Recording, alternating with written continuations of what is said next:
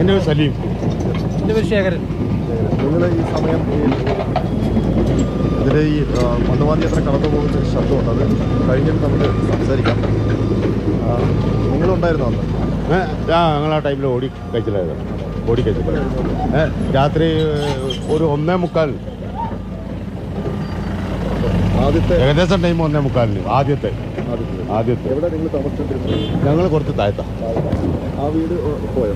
നിങ്ങൾ താമസിച്ചിരുന്നത്? ആ വീട് പോയി, പക്ഷെ ഞങ്ങൾ ഓടി റോഡിലേക്ക്. എല്ലാവരും ഓടി, കുടുംബത്തിൽ എല്ലാവരും സേഫായിട്ട്. വീടിൻ്റെ ഉള്ളിൽ കളിയും മണ്ണ് കയറിപ്പോയി, ഓടിപ്പോയി.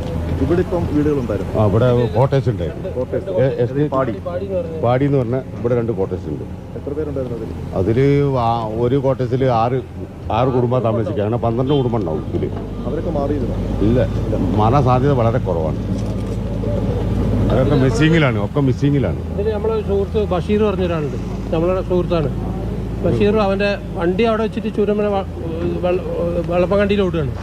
അവിടെ ഓടി വൈകുന്നേരം 5 ഇറങ്ങാൻ ഇങ്ങോട്ട് വന്നതാണ്. അവനും അവൻ്റെ കുടുംബവും അവൻ്റെ മോളും. അടുത്ത മാസം കല്യാണമാണ്, മോളെ കല്യാണമാണ്. ഭാര്യയും പോയി, അവനും പോയി. നമ്മളെ ഉറ്റ സുഹൃത്താണ്. പിന്നെ ഫാമിലി ആരുമില്ല. അവർ 3 നാളിൽ അവരെ പിന്നെ ഒരു അനിയൻ അവിടെ ഉള്ളത് ചൂരമല. ഒരു അനിയൻ മാത്രം കഴിച്ചില്ല, ബാക്കി 2 കുടുംബവും പറ്റപ്പും. ഒന്നുമില്ല, കുടുംബം ആരുമില്ല. അവർ ഈ പാടിയിലായിരുന്നു. ഇത് ക്യാൻറ്റീൻ പാടി എന്നാ പറയാ ഇതിന്. ഇവർ 2 ലൈനായിരുന്നു. 2 ലൈനായിരുന്നു. 12 കുടുംബങ്ങൾ. ഒരു ക്രോസ് ലൈനും ഉണ്ടായിരുന്നു, 3 ലൈൻ മൊത്തം.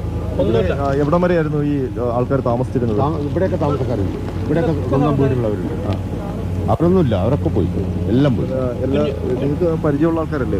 എല്ലാം പരിചയമുള്ള. ഈ ഒരു ടൗൺ ഏരിയയിൽ നിന്ന് എത്ര ഒരു വീടുകൾ പോയിട്ടുണ്ട്? ഒരു കുഞ്ഞുമൊയ്ജി എന്ന് പറഞ്ഞ ഒരാളുണ്ടായിരുന്നു.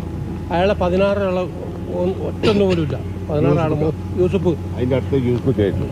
യൂസുഫ് ഒരു ഹോട്ടലൊക്കെ നടത്തിയിട്ട് ഒരു കച്ചവടമൊക്കെ ഉണ്ടായിരുന്നു. അവർ മൊത്തം കുടുംബം വീട്ടിൽ പോയി. പിന്നെ ആലക്കലിൻ്റെ കുടുംബമൊക്കെ മാറിയിന്. ആലക്കൽ കുടുംബം ആ പോസ്റ്റ് ഓഫീസൊക്കെ ഉണ്ടായിരുന്നു, അവരൊക്കെ മാറിപ്പോയി. അതുകൊണ്ട് അവർ കുറച്ച് കഴിച്ചില്ലേ. അവർക്കൊക്കെ മാറാൻ പറ്റാതെ പോയത് എന്തുകൊണ്ട്? അവരറിഞ്ഞില്ല. ഇവർ പറഞ്ഞാൽ ഇവർക്കൊന്ന് ഒരു ഭയം തോന്നിയപ്പോൾ അനിയന്മാരെ വീട്ടിലൊക്കെ താഴോട്ട് അങ്ങോട്ട് പോയി. ഇവർക്ക് പോകാൻ ഇടമല്ല. പിന്നെ നമ്മളെ ഇഷ്ട സുഹൃത്താണ് സുദേവൻ എന്ന് പറഞ്ഞത്. അവൻ്റെ കുടുംബത്തിൽ 6-7 ആളും പോയി.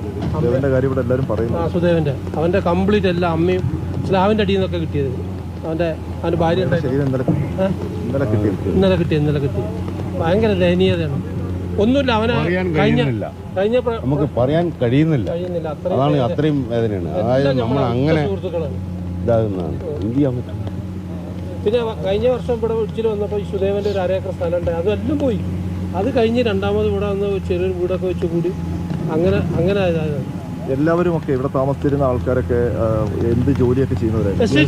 എസ്റ്റേറ്റ് ജോലി ഡ്രൈവർമാരുണ്ട്. പിന്നെ എസ്റ്റേറ്റ് ജോലിയാണ്, ഫുള്ളും എസ്റ്റേറ്റ് ജോലി തന്നെയാണ്. എല്ലാവരും സാധാരണ തൊഴിലാളികളാണ്. ഈ കുഞ്ഞുമൊയ്ജിയും പറഞ്ഞാൽ ഒരു 3 വർഷമായിട്ടുള്ള റിട്ടയർഡായിട്ട് എസ്റ്റേറ്റിലായിരുന്നു. അവൻ്റെ കുടുംബം മക്കളൊക്കെ കെട്ടിച്ചിട്ട് എല്ലാം മഴയപ്പോൾ എന്തോ ഒരു ഇതിനു വേണ്ടി വന്നതാണ്. 10-16 ആൾ.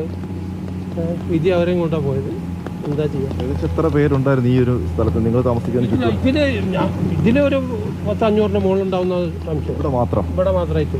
അപ്പോൾ അവരെ എല്ലാം കിട്ടാനും ഉണ്ടല്ലേ? കുറേ കിട്ടാനും ഉണ്ട്. കുറേ ആൾ മിസ്സിംഗ് ആണ്. ബംഗാളികളുണ്ടായിരുന്നു. അവരെ ഒരു അവസ്ഥ അറിയില്ലല്ലോ. അവരൊന്നും നമുക്ക് കൃത്യമായിട്ട് അറിയില്ല. ഇങ്ങനത്തെ കുറേ ആളുകളെ ഉണ്ട്. ടൗണിൽ ഒരുപാട് കടകളുണ്ടായിരുന്നു. ടൗണിൽ ഈ സൈഡൊക്കെ കടയായിരുന്നു. നമുക്ക് ഇപ്പോൾ ഒരു പള്ളി, ക്രിസ്ത്യൻ പള്ളി, പിന്നെ ഒരു ലീഗിന്റെ ഒരു ടോപ്പിൽ ഒരു അമ്പലമുണ്ട്. അവിടെ ഒരു ലീഗിന്റെ കെട്ടിടമാണ് ഇപ്പോൾ അവശേഷിക്കുന്നത്. ബാക്കി ഒരുപാട് കടകളുണ്ടായിരുന്നു അവിടെ. സജീവമായ മാർക്കറ്റായിരുന്നു.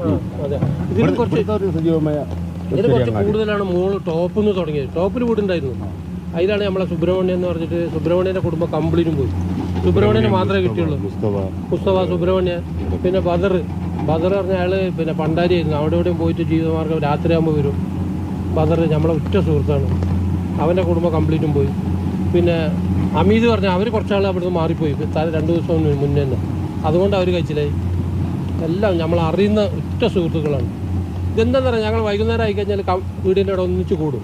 അപ്പോൾ ഈ 4 ഡിവിഷനിലുള്ളൊരു അട്ടമല, ചൂരന്മല, മുണ്ടക്കൈ, പുത്തുമല, ഈ 4 ഡിവിഷനിൽ എന്തെങ്കിലും സാധനം ആകണമെങ്കിൽ ഞങ്ങൾ ഒത്തുകൂടുന്ന സ്ഥലമാണ് ചൂരന്മല. വൈകുന്നേരം വന്ന ഒരു അരമണിക്കൂർ സലീം എന്ന് പറഞ്ഞാൽ നമ്മളെ ഉറ്റ സുഹൃത്താണ് ഇവിടെ ഉള്ളത്.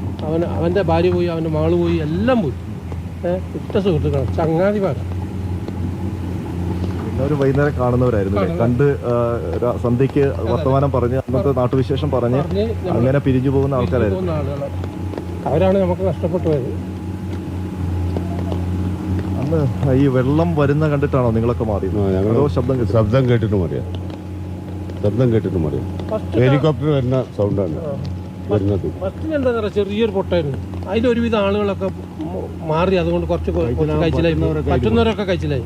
പിന്നെ ഈ അമ്മ അച്ഛനെയും കൊണ്ടുള്ളവരാണ് ഭയങ്കര. രണ്ടാമത്തെയാണ് ഭയങ്കര പൊട്ട്. ഒരു 10-20 കതിനെ ഒന്നിച്ച് കൂട്ടിയിട്ടിട്ട് പൊട്ടിച്ചാൽ എങ്ങനെ ഉണ്ടാവും. പിന്നെ ഒരു മണ്ണിൻ്റെ ചൂര് വരാൻ തുടങ്ങി. മണ്ണിൻ്റെ ചൂര് ഭയങ്കര സ്മെല്ലായിരുന്നു. ചെടീൻ്റെ സ്മെല്ലുണ്ടായിരുന്നു. അങ്ങനെ ഭയങ്കര ദയനീയതയാണ്. എല്ലാം പോയി. ഇനി വാസയോഗ്യമല്ല ഇവിടെ. അതെല്ലാം പോയി. ഇനിയിപ്പോൾ പുതിയത് സർക്കാർ നിങ്ങളിപ്പോൾ നിങ്ങളുടെ വീടും പോയി. അപ്പം നിങ്ങളൊന്നും ഇനി വീട് താമസിക്കാൻ പറ്റില്ല. അല്ല, നമ്മളത് താമസിക്കാം.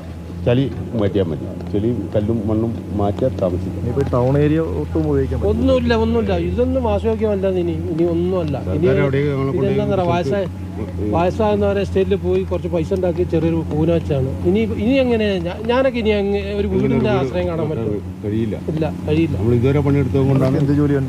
ഞാൻ എസ്റ്റേറ്റ് ജോലി ആയിരുന്നു. എല്ലാവരും എസ്റ്റേറ്റ് ജോലി ആയിരുന്നു. ഞാൻ റിട്ടയർഡ് ആയിട്ട് ഇപ്പോൾ 10-12 കൊല്ലമായി. ഒരു 1100 റുപ്യ പെൻഷൻ കിട്ടും. ഒരു 1600 റുപ്യ എസ്റ്റേറ്റിൽ നിന്ന് പെൻഷൻ കിട്ടും.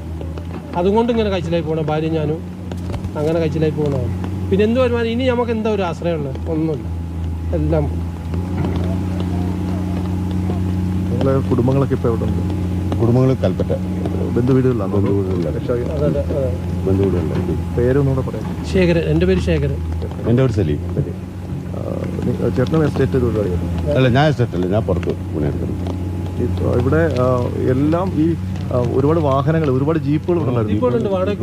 വാടകയ്ക്കല്ല, സ്വന്തം. പിന്നെ ഇതിനെടുത്തിട്ട് ഷേട്ടുമാരെടുത്തിട്ട് ഇതിനെടുത്തിട്ട് 10-12 റുപ്യ അടവിനെടുത്തിട്ട് കൂടുന്നവരാണ് ഫുള്ള്. ഈ ദിവസം കല്യാണമൊക്കെ നടക്കേണ്ട വീടുകളുണ്ടായിരുന്നു. ഇവൻ്റെ ഈ ബഷീർ പറഞ്ഞ നമ്മളെ ഉറ്റ സുഹൃത്താണ്.